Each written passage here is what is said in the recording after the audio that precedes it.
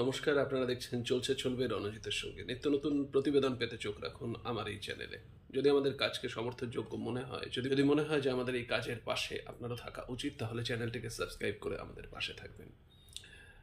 শরীরের অবস্থা আগে জানিয়ে রাখি যে একটু তুলনামূলক বেটার, কিন্তু সুস্থ হতে সময় লাগবে, যেহেতু বুকে ভীষণ কফ জমেছে। যাই হোক, আজকে দ্বিতীয় প্রার্থী তালিকা, যদিও বামফ্রন্টের পক্ষ থেকে এটা নাকি তৃতীয় প্রার্থী তালিকা।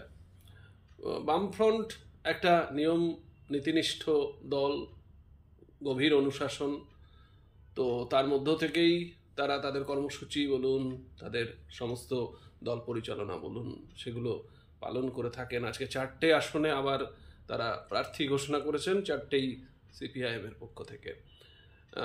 আপনারা ইতিমধ্যেই জানেন যে মুর্শিদাবাদ, যেটা বহুল চর্চিত, এতদিন ধরে আলোচনার কেন্দ্রবিন্দুতে ছিল এবং সবার নজর ছিল এই মুর্শিদাবাদে।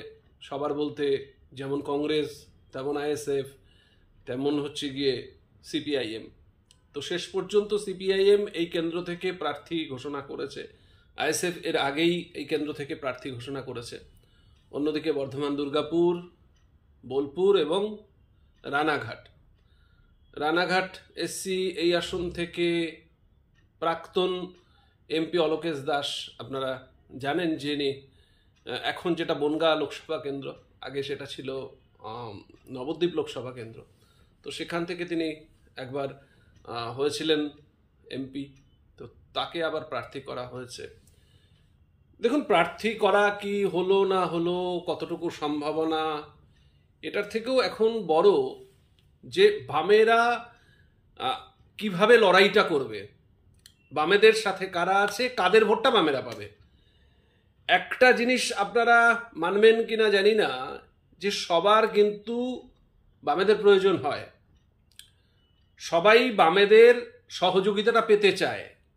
আমি গতকালের প্রতিবেদনে বলেছিলাম, বাম প্রচণ্ড উদারমনস্ক, পরোপকারী এবং নিজে শেষ হয়ে গিয়ে অন্যদের সতেজ রাখতে বদ্ধপরিকর।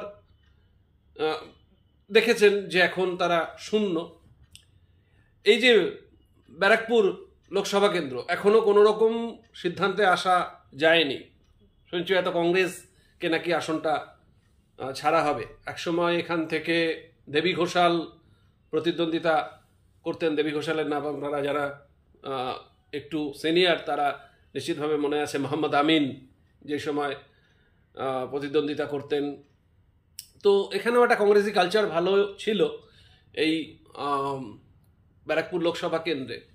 তো এই ব্যারাকপুর লোকসভা কেন্দ্রে ইতিমধ্যেই পার্থ ভৌমিক তৃণমূলের পক্ষে দাঁড়িয়েছেন, কিন্তু অন্য কোনো প্রার্থী এখনও নেই। এই জায়গাটা কাজে লাগানোর জন্য বামেদের দিক থেকে কোনো রকম উদ্যোগ কতটুকু আছে আমাদের কাছে স্পষ্ট খবর নেই, কিন্তু এইটুকু খবর যে এই আসনটি কংগ্রেসকে ছাড়া হতে পারে। তো কাকে ছাড়া হবে না এবং বামেদের এখানে লড়াই করলে কতটা সম্ভাবনা ছিল প্রতিপক্ষকে বেগ দেওয়ার জন্য। আপনারা জানেন যে অর্জুন সিং এখনও এখানকার প্রার্থী ঘোষিত না।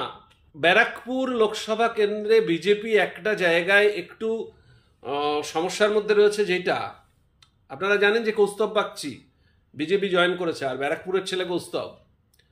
তো এখানে কোনো রকম কৌস্তবকে আশা দেওয়া হয়েছিল কি না, আশা হয়তো দেওয়া হয়নি, কিন্তু কৌস্তব মনে আশা করতে পারে। এবং এখানে প্রার্থী যদিও অনেক পাল্লা ভারী অর্জুন সিংয়ের দিকে, কিন্তু একটা অংশ তো অর্জুন সিংয়ের বিরুদ্ধে রয়েছে, বারবার দল বদলের বিষয়। তো সেই ক্ষেত্রে এখনো বিজেপির পক্ষে প্রার্থী ঘোষণা করা হয়নি। বামেদের এখানে গার্গী চ্যাটার্জি লড়াকু নেত্রী, তার নাম আলোচনায় ছিল, কিন্তু শেষ পর্যন্ত সেটা দানা বাঁধছে না। এই কারণেই যে এই যে মুর্শিদাবাদ আসন, এই মুর্শিদাবাদ আসনের জন্য বামেরা আরও অন্যান্য কেন্দ্রে স্যাক্রিফাইস করতে পারে। আপনারা আজকেও লক্ষ্য করে দেখেছেন যে বসিরহাট কেন্দ্রে কিন্তু এখনও প্রার্থী ঘোষণা করা হয়নি। তো বসিরহাট কেন্দ্রে যেখানে বামেদের পক্ষে একেবারে ভীষণভাবে বামফ্রন্টগতভাবে নিরাপদ সর্দারের নাম আলোচিত এবং এক বাক্যে সবাই তাকে স্বীকার করছে, কারণ নিরাপদ সর্দার যেই আন্দোলনটা সন্দেশখালিতে দিয়েছে, বসিরহাটে সেইখানে এখনো পর্যন্ত কোনো রকম নাম ঘোষণা করা হয়নি, কারণ কংগ্রেস ওই বসিরহাট আসন চাইছে। তো একটা মুর্শিদাবাদ নিয়ে শেষ পর্যন্ত কয়টা আসন দিতে হবে, বামেদের যে সমস্ত জায়গায় ফলাফল ভালো হওয়ার সম্ভাবনা, বারাসাতে আপনারা জানেন পঞ্চায়েত নির্বাচনের নিরিখে বামেদের যথেষ্ট সম্ভাবনা সেখানে না জেতার মতো জায়গায় আছে কিনা বলতে পারছি না, কিন্তু একটা জিনিস স্পষ্ট যে বামেদের পার্সেন্টেজ অফ ভোট এই নির্বাচনে যদি বাড়িয়ে রাখা যায় যতটা পরিমাণ, সেটা কিন্তু আগামী বিধানসভা নির্বাচন 2026-এ যথেষ্ট ইতিবাচক একটা ফলাফল বামেদের পক্ষে দেবে। কিন্তু বামেদের পক্ষে সেই রকম উদ্যোগ আমাদের এখনো চোখে পড়েনি। তামাম রাজনৈতিক মহল, যারা অভিজ্ঞ রাজনৈতিক মহল, সেটা এক বাক্যে স্বীকার করছে যে বামেরা কিন্তু আত্মবলিদানের পথে। এবং বামফ্রন্ট যেহেতু আজকেও বিমান বোস বলেছেন যে আমাদের তো বামফ্রন্টগতভাবে সিদ্ধান্ত নিতে হয়, আমরা কতগুলো দল মিলিতভাবে একটা ফ্রন্ট চালাই, ফ্রন্ট আমাদের, অন্যদের তো আর ফ্রন্ট না। হ্যাঁ, এগুলো সঠিক, 34 বছর রাজত্ব করার সুবাদে তারাও সহযোগী ভূমিকা পালন করেছে, কিন্তু সমসাময়িক পরিস্থিতি, সময়ের দাবি, এটায় বামফ্রন্ট কতটা সিদ্ধহস্ত যে আজকের দাবি আর গতকাল কি ছিল সেটার সাথে ম্যাচ করার ক্ষেত্রে কোনো জায়গায় খামতি আছে কিনা আরেকবার একটু ভেবে দেখলে আমার মনে হয় যে ভবিষ্যৎ রাজনীতির ক্ষেত্রে আরও বৃহত্তর পরিসরে বা একটা ইতিবাচক ফলাফলের ক্ষেত্রে, যখন আমার মাঠে যথেষ্ট পরিমাণে উর্বর মাটি এবং সেখানে বীজ ফেললেই হয়তো একটা বড় অংশের বীজের থেকে অঙ্কুরোদ্গম হবে, তো সেই সম্ভাবনাটাকে জিয়ে কেন রাখবো না এই ক্ষেত্রে, নাকি আমার সেই তত্ত্বগত আলোচনা, বস্তা পচা কিছু ধ্যান ধারণা, পুরনো সনাতনী ভাবধারা নিয়ে এগিয়ে যাব। তো সেটা বামেদের একটা কঠোর অনুশাসনের মধ্য দিয়ে এগুলো প্র্যাকটিস করতে হয়। তো সেই ক্ষেত্রে বামেরা একটু হয়তো কোনো জায়গায় হাত পা বাঁধা।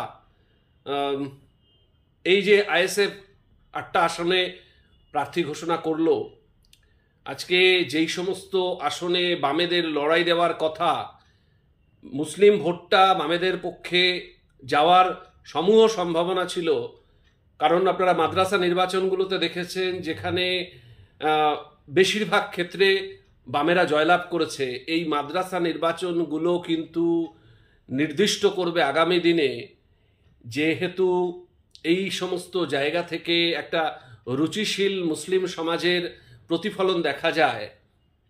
তো সেইখানে বামেরা যখন দাঁত ফোটাচ্ছে বারে বারে, আশা করাই যাচ্ছিল যে মুসলিম ভোট, যেটা একসময় একচ্ছত্র আধিপত্য ছিল বামেদের, সেটাই নিয়ে নিয়েছে মমতা বন্দ্যোপাধ্যায়, এবং সেই জোরেই মমতা বন্দ্যোপাধ্যায় তিনটি টার্মসে জয়লাভ করে আবার ক্ষমতায় আসীন হয়েছে।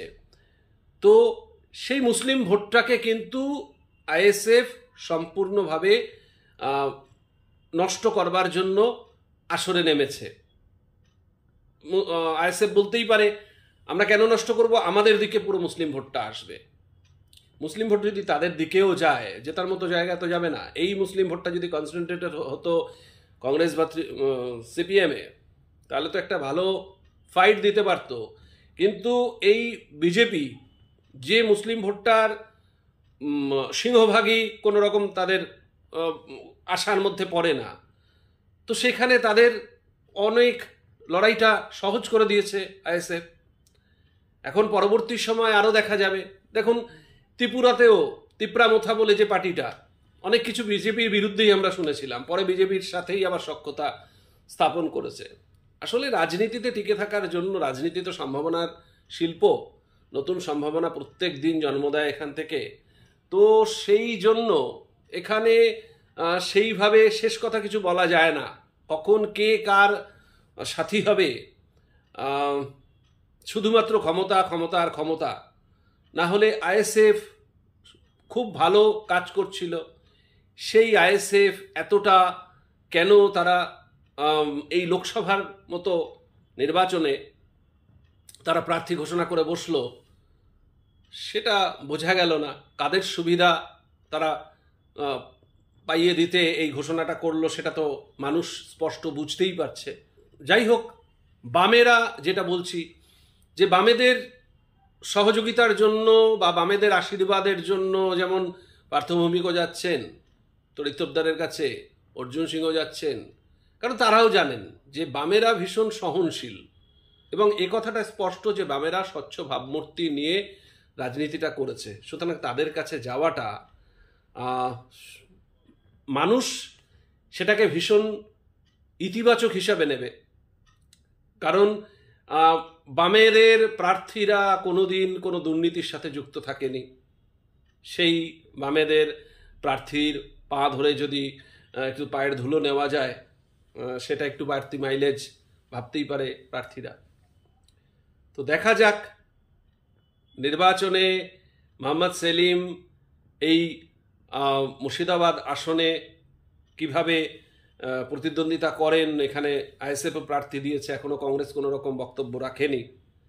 তো আমরা আশাবাদী, যদি যেটা আমাদের কাছে এখনো পর্যন্ত খবর যে যাদবপুরে হয়তো আইএসএফ প্রার্থী দেবে না, ঠিক একই রকম যদি এই মুর্শিদাবাদ কেন্দ্রেও আইএসএফ প্রার্থী প্রত্যাহার করে নেয়, অন্তত এতটুকু নমনীয়তা দেখায়, তাহলে আইএসএফের জন্য যেরকম ভালো হবে। আরেকটি কেন্দ্র যেটা হচ্ছে শ্রীরামপুর, আইএসএফের জন্য ভালো হবে, বামেদের জন্য ভালো হবে, বিরোধী রাজনীতির জন্য, মানে তৃণমূল এবং বিজেপি বিরোধী যে ভোটটা, সেগুলোকে কনসেন্ট্রেট করবার জন্য ভীষণ ইতিবাচক হবে বলে আমাদের মনে হচ্ছে। আমাদের সমস্ত দিকে নজর থাকবে, আপনাদের নজর থাকুক, চলবে রণজিতের উপর। ধন্যবাদ।